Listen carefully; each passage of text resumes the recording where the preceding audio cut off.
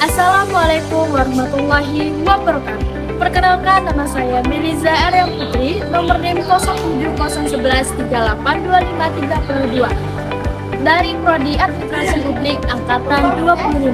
Untuk dari mata kuliah Teori Administrasi Publik, dosen pengampu Dian Anggraini SIP MSc.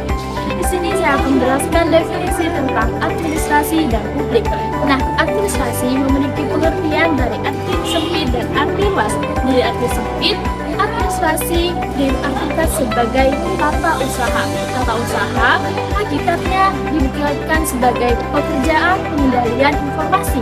Tata usaha juga berkaitan dengan kegiatan tulis-menulis, surat-menyurat, menyimpan, menggandakan, atau yang sering disebut dengan clerical work.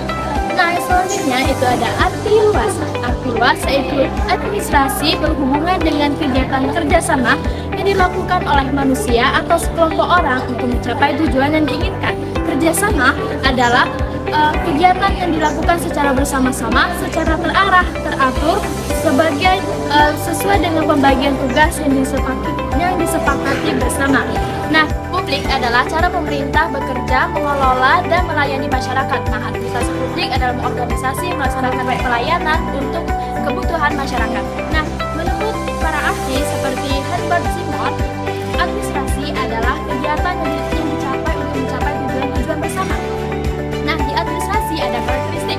Karakteristik yang pertama ada efisiensi. Administrasi bertujuan mencapai hasil dari sumber daya guna. Yang kedua, efektivitas. Administrasi yang sebelumnya dapat diterapkan sekarang.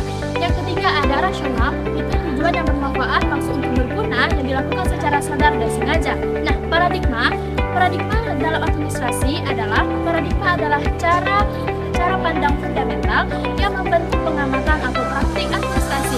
Nah, menurut Nicholas Henry, paradigma ini ada 5 paradigma utama sepanjang sejarah administrasi publik. Paradigma yang pertama ada dikotomi politik administrasi pada tahun 1900 sampai 1926. Nah, di sini ada pemisahan tegas antara politik policy making atau administrasi policy execution. Fokusnya ada di birokrasi pemerintahan dan fokusnya pada efisiensi administrasi. Yang kedua ada paradigma yang kedua ada prinsip-prinsip administrasi pada tahun 1927 sampai 1937, yaitu pencarian prinsip-prinsip yang universal, fokusnya pada birokrasi pemerintah dan fokusnya pada prinsip-prinsip efisiensi. Paradigma yang ketiga ada administrasi sebagai ilmu politik pada tahun 1950 sampai 1970. Nah, di sini administrasi kembali menjadi ilmu politik yang dimana lokusnya itu tidak jelas, yang dimana lokusnya itu di birokrasi pemerintahan dan fokusnya tidak jelas, tapi kembali lagi ke lokus itu birokrasi pemerintahan.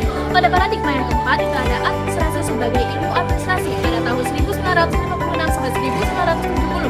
Nah, yang dimana ini ada pengembangan teori organisasi dan manajemen. Fokusnya itu pada semua organisasi dan fokusnya itu kepada prinsip-prinsip yang universal. Nah, itu ada paradigma yang terakhir, paradigma yang kelima, yaitu administrasi sebagai administrasi publik pada tahun 1970 sampai sekarang, yaitu menjelaskan tentang masalah publik dan kepentingan publik, fokusnya pada isu publik yaitu atau public issue, dan fokusnya itu kepada kepentingan publik atau public interest dan urusan publik atau public affairs. Nah, selanjutnya ada teori klasik. Teori klasik ini dalam administrasi publik telah berkembang sejak akhir awal abad ke-19 sampai awal abad ke-20.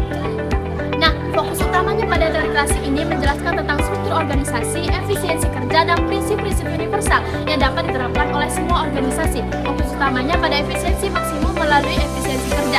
Nah, di sini ada tokoh-tokoh utama dari teori klasik. Yang pertama ada Max Weber, ada Gulick, ada Frederick Taylor, dan ada Henry Fayol. Salah satunya tadi Henry Fayol, yaitu berpendapat bahwa organisasi yang ideal itu dilihat dari bagaimana organisasi tersebut dikelola.